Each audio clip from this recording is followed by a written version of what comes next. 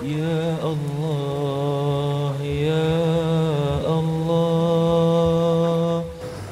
Terima kasih pada saudara Adli, moderator, Fadilatul Syekh Najimuddin. Saya sangat menghargai mutiara-mutiara hikmah. Saya mencatat banyak perkara tadi, dan inilah ruang yang saya tunggu. Sebab kita ni bercakap selalu tapi mendengar jarang. Bahaya perang yang macam tu. Jadi ada masa kita kena mendengar. Dan Nabi Musa pun dia ada masa dia mendengar. Dengan siapa? Dengan Nabi Khidir. Belajar, tidak hanya sekadar sibuk dan sibuk mencetuskan ummah dan seumpama dengannya. Ya, berdakwah saja tak boleh. Ya, nak bawa kereta pun jangan marah kalau orang kata, "Oi, berhenti weh, minyak nak habis tu." Mana boleh berhenti, aku sibuk mandu ni. Ya, ada masa kita kena berhenti bubur minyak. Minyak itulah majlis ilmu ini. Minyak itulah ya anda mendengar daripada orang-orang soleh, insya-Allah. Pusingan kedua ni untuk maklumat pusingan terakhir. Moderator kena tukar sikit bahasa tu.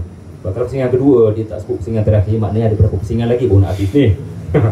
Jadi itu antara cara kita belajar mengendalikan suara. Adalah saja dia gurau adik-adik semua, saya dah lapar sangat Baik, saya nak tanya 7 soalan. Sebab moderator tanya tadi, kita sudah mengenali, sekarang kita nak mendekati. Saya rasa 7 soalan ini penting untuk anda jawab kalau anda mahu mendekati dan didekati oleh Nabi Musa alaihissalam, Sayyidina Musa alaihissalam. Lau kana Musa bainana, kalau Nabi Musa ada dengan kamu sekarang, alaihissalatu wassalam wa alaihimassalatu wassalam, bersama dengan Rasulullah SAW. Kalau Nabi Musa ada dengan kamu, agaknya dia akan pesan apa pada kamu? Bagi saya, anda kena pertimbangkan 7 soalan ini. Baru anda akan rasa nak dekat dengan Nabi Musa. Soalan pertama, ketika anda dilahirkan dahulu, ada tak tanda-tanda keimanan berlaku pada mak anda? Maksud saya bukan tanda-tanda kasih sayang. Kalau setakat tanda-tanda kasih sayang, itu biasa. Ayah dengan mak dengan anak yang nak dilahirkan. Kalau doktor kata salah satu kena dikorbankan, mak jawab mana? Saya tak rasa adakah mak kata utamakan saya. Mesti bayi itu diutamakan, dia sanggup mati. Tapi yang saya nak tanya ni tanda keimanan. Ini menyebabkan kamu kena tanya mak kamu. Mak kamu ada blok ke tidak? Dia ada catat tak ketika kamu lahir dahulu tanda-tanda keimanan yang berlaku pada dia? Bukan tanda kasih sayang dia. Maksud tanda keimanan, contoh, kamu dikatakan oleh doktor akan lahir secara songsang. Pembelahan perut menggunakan gunting perlu bukan gunting lah dik, dia panggil scissor, perlu dilakukan. Mak kata apa bila dikatakan doktor macam tu? Adakah mak mula hilang arah? Nak tahu mak buat apa, kena tanya ayah kamu. Ayah, mak dulu macam mana ketika saya dulu lahir macam mana ayah? Saya pun tak pernah tahu sebenarnya. Tanda keimanan ni adalah ketika kamu nak lahir itu ada musibah, mak kamu tetap yakin dan tenang dengan Allah. Anda lihat apa berlaku pada ibu Musa. Anak sudah 3 bulan disusui kerana arahan Allah. Di sekeliling bayi-bayi lelaki Bani Israel ini ada rejim yang akan membunuh anak-anak lelaki. Maka siapa yang menenangkan Yukabid? Bukan Yukabid menenangkan diri sendiri. Fa'awhayna ila ummi Musa an ardi'i. Yang menenangkan Nabi, yang menenangkan ibu Musa yang tidak disebut pun namanya. Israiliyat saja kata namanya Yukabid. Israiliyat ni maknanya kamu nak percaya pun boleh, kamu tak nak percaya pun tak ada masalah. Yang penting kamu tahu dia sumber daripada kitab Ahlul Kitab. Tetapi yang memberikan ketenangan pada ibu Musa untuk terus menjaga Musa, jangan duk risau. Senjata-senjata tajam kaki tangan Firaun, kerana aku akan jaga budak ini. Aku akan jaga bayi ini. Ya, kalau kamu sayang pada dia, campak dia dalam sungai ini. Kalau sayang pada dia, patut dipeluk-peluk, dincium-cium. Anak kalau sayang, jangan ditangan-tangankan. Tetapi ada pepatah kata, sayangkan anak, tangan-tangankan. Tak kegila pepatah tu. Sayang ke anak, tangan-tangankan. Muhammad Al-Fatih umurnya 8 tahun. Sultan Murad sayang pada dia. Tapi kalau tak nak ngaji Quran, mungkin dah waktu perangai lagu ni. Sayangkan anak, tangan-tangankan. Allah kata kalau kamu sayang, fa'in khifti alaihi fa'alqihi fil yam. Kalau kamu takut apa-apa terjadi pada dia di sungai, apa-apa terjadi pada dia dengan kaki tangan Firaun yang membunuh bayi-bayi lelaki, kalau kamu sayang pada dia, jangan duk pegang dia. Kalau kamu sayang pada dia, jangan duk kucuk dia lama-lama. Kalau kamu sayang pada dia, jangan simpan dalam rumah sorot di mana-mana. Kalau kamu sayang, dia capak sungai ni. Tak kegila. Tapi Al-Quran, wahyu agama dia tak based on logik, adik-adik. Anda kena percaya pada Allah. Anda kena pakai tudung. Anda, bukan anda. Yang lain lah. Ada orang, kenapa saya kena pakai tudung? Panas nanti. Oh, tak boleh kesentuh anjing. Boleh apa? Kalau main logik, jenuh ha. Agama ni kadang-kadang tak boleh guna logik. Anda kena buat kerana semata-mata Allah perintahkan. Pada Allah Ta'ala perintah, maka diletakkan Musa dalam tabut ataupun peti dan diletak atas sungai ni. Serahkan urusan kepada Allah. Ini tanda keimanan. Kalau kamu share benda ni dengan Nabi Musa, baru dia seronok. Mak saya dulu, dia sanggup tinggalkan saya. Pandai kamu lah. Nombor 2. 10 minit lagi ni, kena cepat. Soalan nombor 2. Kamu pernah tak duduk di US? Duduk pula dekat Washington. Duduk pula sebelah White House. Kamu pernah duduk di Israel. Duduk pula dekat dengan Tel Aviv. Kalau kamu tak pernah duduk kat sana, tak berapa sedap kamu nak merasai perjuangan Nabi Musa. Sebab Nabi Musa hidup dalam istana Fir'aun. Kata Syekh Mutawalli Syarawi, hampir 15 tahun. Istana Fir'aun, Allah takdirkan Nabi Musa ini bayi yang selamat ketika seluruh bayi lelaki Bani Israel dibunuh. Diletak oleh Yukabid di atas sungai Nil, mengalir masuk direct ke istana Fir'aun. Tapi Fir'aun terlalu susah nak cari mana bayi lelaki akan membunuh kerajaannya. Dan di akhirnya Fir'aun yang mengaku Tuhan akhirnya terpaksa tunduk dengan isterinya Asia. Ketika Asia kata jangan dibunuh, asa an yanfa'ana aw nattakhidahu waladan. Allah takdirkan Nabi Musa punya cerita ini adalah dia dipersiapkan oleh Allah Ta'ala dengan intellectual capacity dalam istana Fir'aun. Walaupun di dalam Al-Quran mendiamkan babak Nabi Musa dalam istana Fir'aun. Hanya perkataan Fir'aun saja pernah berkata pada Musa, alam nurabbika fina walidan wa labithta fina wa qatalta nafsan wa fa'alta fa'lataka allati fa'alta.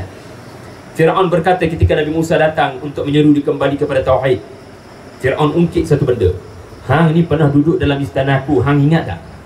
Hang pernah aku besarkan dulu. Kami jaga hang dulu masa istana. Apakah kamu mudah lupa semua ni, wahai Melayu? Melayu belah dah. Wahai kamu, kamu memang mudah lupa. Kamu tak kenal jasa. Wa anta minal kafirin. Fir'aun mudahnya dia mengkafirkan orang. Dia tu kapiak. Tapi kerana tak kena budi, tiba-tiba kamu datang sini mengaku risalah Rasul Rabbul Alamin. Hang siapa? Aku besarkan. Maka dengan ayat itu, Ajinomoto. Dengan ayat itu adik-adik, kita fahamlah Nabi Musa hidup lama dalam istana Fir'aun. Maka kamu kalau nak jadi Musa akhir zaman, you need to study, you need to make research about your enemy. Muhammad Al-Fatih berkampung 6 bulan dalam Konstantinopel untuk memahami musuh dia. Ini tidak, kita jahil tentang musuh kita. Susah nak menang kalau macam ni. Nombor 3. Kamu pernah bunuh orang? Kamu ni ada kemarahan tak? Pernah baran? Kalau kamu ada marah sampai kemarahan itu menyebabkan kamu pernah bunuh orang tak sengaja, kamu dekat dengan Nabi Musa. Nabi Musa pernah bunuh orang, tapi bukan bunuh sengaja, bunuh tak sengaja. Sebab dia marah. Dalam Al-Quran ada 3 lokasi Nabi Musa dirakamkan marah. Pertama, ketika dia membunuh kaki tangan Fir'aun. Dia pergi nak halang kaki tangan itu daripada terus bully gangster kepada kawan dia Bani Israel. Maka dia pergi nak halang. Dia nak halang tu dengan tumbuk kepala dia supaya dia dah takut sikit. Tetapi Allah Maha Hebat. Kebetulan ajal maut staff itu waktu tu. Pak tumbuk kau, pak mati. Hebat terhebat fizikal Musa. Sebab dia marah. Tapi marah Nabi Musa, Allah rakamkan marah kerana Allah. Marah yang kedua adalah ketika Nabi Harun didapatinya membiarkan Bani Israel sembah patung lambu betina. Dia pegangnya janggut dan ubun-ubun abang dia sendiri. Hampa siapa biar mereka sembah lembu Samiri tu? Marah. Marah yang ketiga bila dia balik sendiri tengok Bani Israel sembah lembu, sampai dia membaling wa'alqal alwah, dia membaling Taurat, papan Taurat itu ke tanah. Punyalah panas marahnya Nabi Musa. Tapi marah Nabi Musa kerana Allah.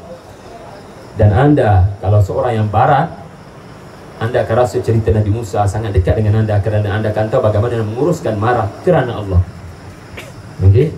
Dan Nabi Musa, dia ditakdirkan Allah sebelum kenabiannya pernah membunuh seorang kaki tangan Firaun dengan tidak sengaja. So, setiap orang hebat ada cerita jahiliahnya. Seperti Umar, betul? Seperti Hamzah. Tetapi khiyarukum fil jahiliyah wa khiyarukum fil Islam. Sebaik-baik kamu adalah orang yang bila masuk saja Islam, dia kekal dengan keberanian dia, dia kekal dengan kemarahannya.